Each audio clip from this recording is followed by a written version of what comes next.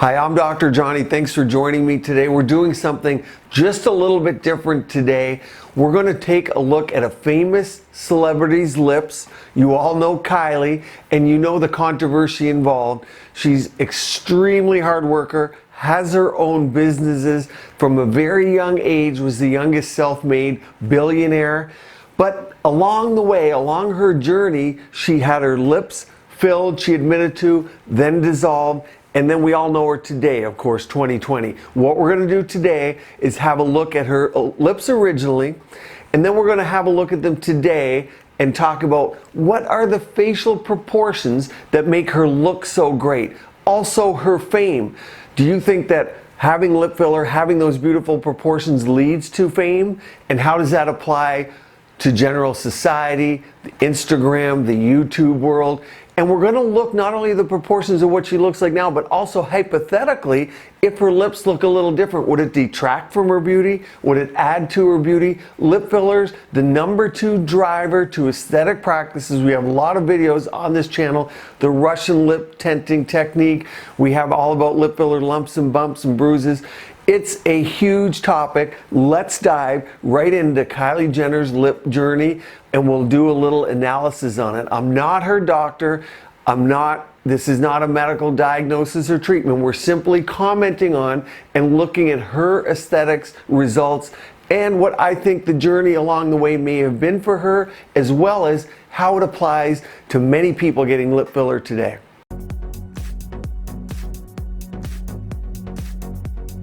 Okay, so here we have two pictures, 2012 and 2020. Now you can see in the original before any filler picture, you can see the lips are much thinner, obviously. If you just look at the facial structure, and if you look at the eyes, the angle or the canthal fold is the same, the cheeks look similar, but when you add lips, when you add a little volume to the lip, it changes the whole appearance of the face. It's very interesting how one's perception changes. This is really what's led to people getting lip fillers and it becoming so popular. What has detracted from that is simply the social stigma. And it's one point I wanted to bring up because really all she did was get some lip filler. I think most people would agree she looks more harmonious in the cheek and the filler and the distance from the lip to the nose and the chin in this picture just from adding a bit of filler. Yet there's such a stigma around getting it. If we look at golden ratios or proportional changes, if you look here, she actually pretty closely has a 1.61 to 1, or the golden ratio of the lower lip being 1.61 to the top being 1, meaning the bottom lip's a little bigger than the top within that ratio.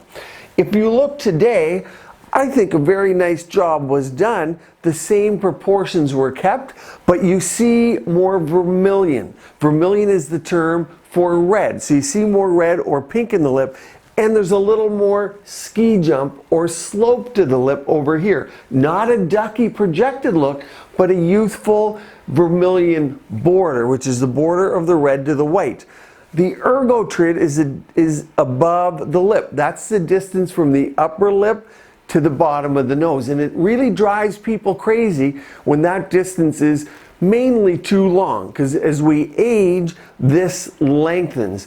Some people have it short, granted, but that can all be manipulated with fillers to change how the projection looks. And keep in mind, we're really just looking at the frontal projection. If we were looking at the side view, we'd have much more to talk about because the proportions change from the chin to the nose, the rickets, the AE line that I talk about all my lip filler videos. But I wanted to show this because in between, certainly her lips have looked different between 2012 and 2020. But just to show that they've come down a little bit now, but a little more lip volume creates a more aesthetically pleasing look. Another point to this is, did that lead to her success? And a lot of people on this channel always ask, are people who look a little different, who have different contours, who look more rested, awake, glowing, are they more successful? Do they have more opportunities? Is it fair? Is it unfair? Certainly, she's one of the youngest self-made billionaire, very hard worker, cares passionately about her lines, sells out within minutes, and deserves everything she gets and takes advantage of her opportunities. But there's no question, if you look more proportionate, if you look the best that you can be, we know beauty comes from within, opportunities often create themselves. It certainly doesn't hamper or hinder people, and I'm interested in what you think in the comments as well. Let's go on to the next picture. Okay, so here, for educational purposes, what I did, I put the original lips on the 2020 face, and this is the original picture from 2020. You can see the original lips that she had in 2012 on today's aesthetic look. Everything else is the same, and I want you to look really quickly, just a very quick look. Which one's more appealing? Which one's more attractive? Which one's more proportional? Which one's more approachable? Beauty comes from within, we know, but our job as aesthetic practitioners is to maximize the mathematical outward beauty. Hopefully, sometimes we can change the inner beauty by having conversations with our patients, moving them towards treatments that make them look natural, proportional, and not too big. And we are going to look at a too big situation in a minute, so hang tight. But what I want you to notice is the distance here from the bottom lip to the chin is now appearing longer. Here it appears shorter. The ergotrid from the upper lip to the bottom of the nose, that appears longer here. And that's almost illusions or trickery of the eye. And we're calculating that in seconds. We're calculating beauty and math in our minds, and we're making ideas, or we're coming up with perceptions of that person based on their outward look, their symmetries, the way they move, but also simply static math of the face. So that's what she would look like 2012 in 2020 with her 2012 lips. What are your thoughts on this one? We're going to another one, and I want to see and show you something maybe a little overdone.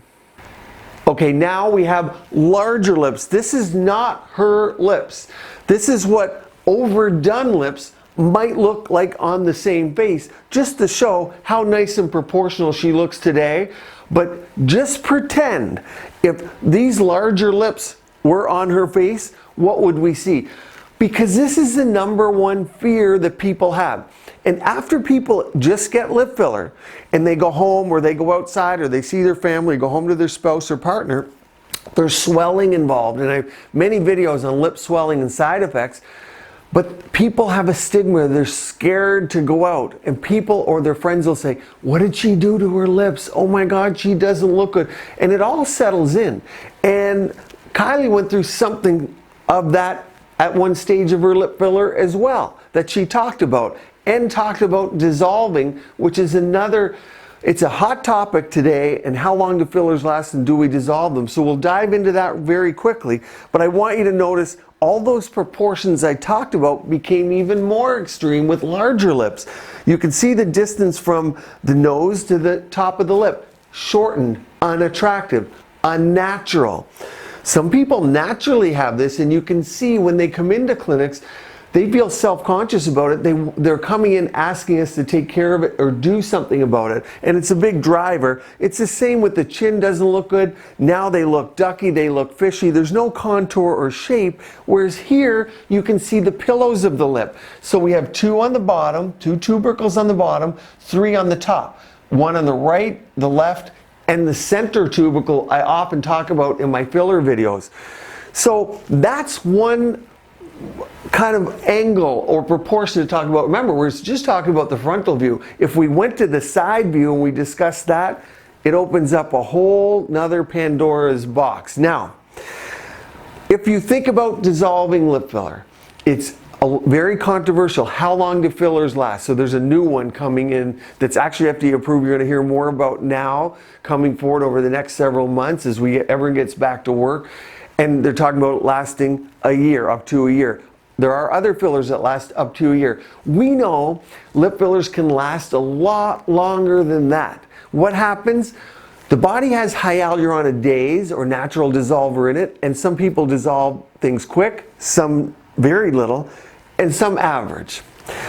If this person overdid it because maybe their practitioner didn't guide them right. Because when people look real good, they think a little more makes us look better, and that isn't the case. People get distorted in their mind.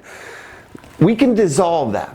If it is real, and I have videos on fake filler, so if it's real filler, if it's hyaluronic acid filler, and if you're using the right kind of dissolver, you can get rid of it. Part of the problem is people, sometimes if they love their lips and they get them too big, they put permanent products in there. That can lead to granuloma problems and you can't get rid of them. People go to different countries where it might be very cheap and they get it done and they might have regrets. Not the first 6 months, but what about a year or 5 years, 10 years down the road? If it's permanent, you can't do anything about it, but you can dissolve hyaluronic acid filler. Does it migrate? Yes. Does it draw water in? Some draw more in than others, and the look in 2007 to 2011-12 was a watery type of filler. And when you went, you saw undefined or ill-defined borders, kind of puffy lips, and also lip filler above the vermilion. And maybe it didn't make it look ducky because it wasn't crisp, but it made it look undefined. When those people walk into my office today, I won't treat them unless we dissolve everything and start over. So it's really important to have a practitioner who uses different fillers, gives you an honest opinion, and they might not agree with you. And if your practitioner doesn't agree with you, it's a good sign. If they're honest and they do all kinds of different products and procedures, it's a good sign, because we shouldn't always agree with our patients because our patients don't know. I study beauty every day. Proportions, studies on fillers, how long do they last, looking at MRI studies, and looking at everyday people and what they want. And we're all different in our minds what we want to produce. But understand that's overdone. There's things you can do about it if you get real product. Some people would like that. And if they do, it's okay, but it's up to the practitioner. I'm not going to create it because I don't like the look, and I might say no, and the patient might be upset with me, but that's okay. But I don't want that walking out of my door, okay? So understand what it would look like, the driver to do it, and what are the things that can be done.